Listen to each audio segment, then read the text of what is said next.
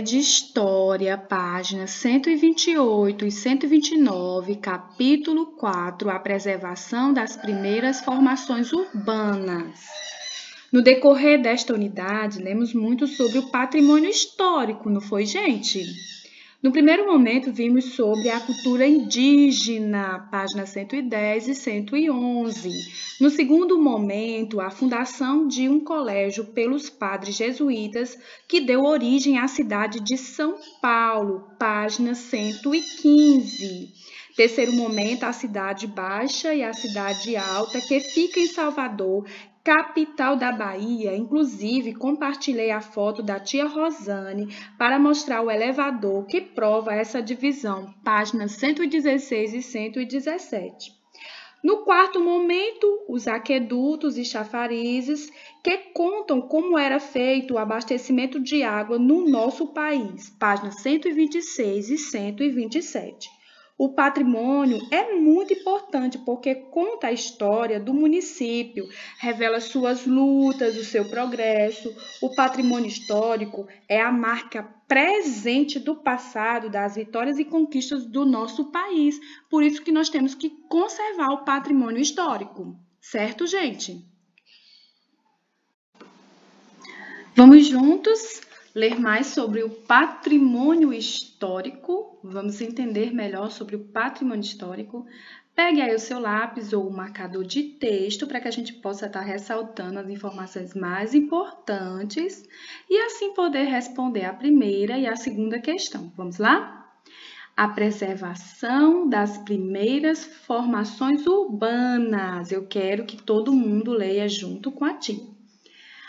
Algumas construções e outros elementos que fazem parte da história e da cultura de uma cidade podem ser preservados ao longo do tempo como marcos de memória, isto é, como registros da história do lugar e das pessoas que nele viveram.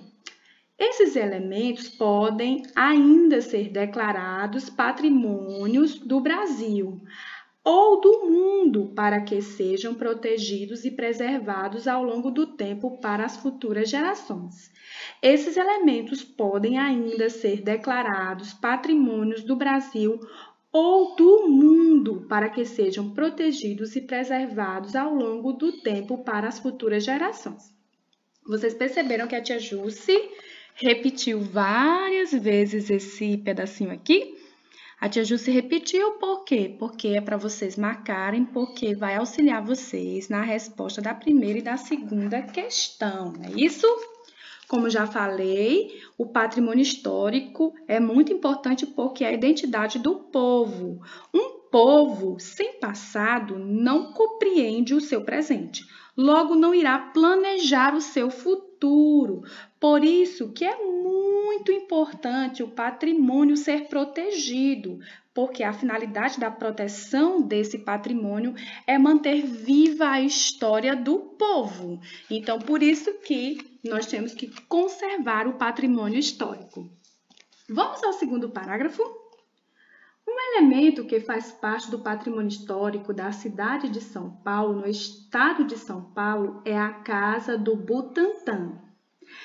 Ela foi construída nos anos de 1700 com técnicas de taipa de pilão e era moradia de um bandeirante que explorava ouro na região. Vocês viram a expressão taipa de pilão? Pois bem, o patrimônio histórico ele pode ser material e imaterial.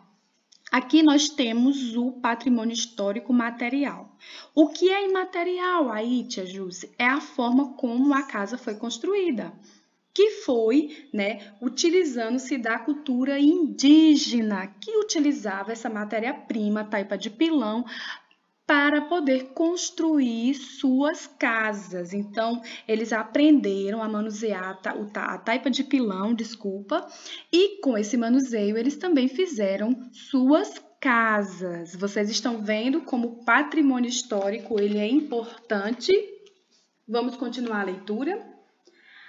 A casa representa uma fonte de informações sobre as formas de construções do período colonial e sobre o modo de vida dos bandeirantes, e por isso faz parte do patrimônio histórico. A casa representa uma fonte de informações sobre as formas de construção do período colonial e sobre o modo de vida dos bandeirantes, e por isso faz parte do patrimônio histórico. Vocês entenderam direitinho? Por que essa casa ela faz parte do patrimônio histórico? Porque conta, né, a passagem dos bandeirantes. Fala sobre a passagem dos bandeirantes aqui no nosso país, que foi tão importante porque eles exploraram o interior do Brasil e ajudaram na formação de muitas vilas e cidades. Se a tia Ju se repetiu essa informação 2 vezes, significa que vocês vão, né, precisar dela para responder aqui ou a primeira questão ou a segunda questão, tá bom?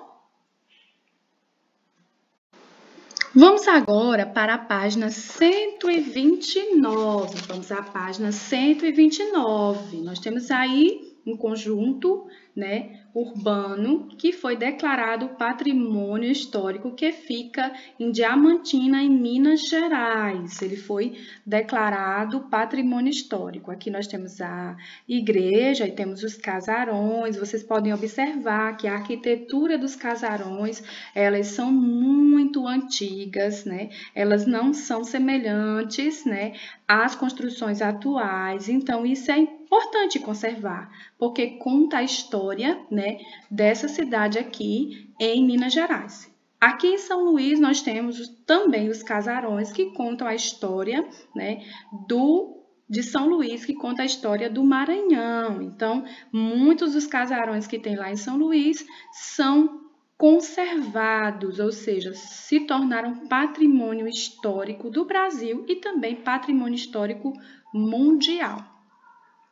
Temos aqui a terceira questão na página 129. Está pedindo para vocês se reunirem com um colega, mas como isso não é possível, nós vamos fazer do jeito que está sendo possível neste momento, não é isso? Para que vocês pesquisem aqui na nossa cidade um patrimônio histórico, tá bom?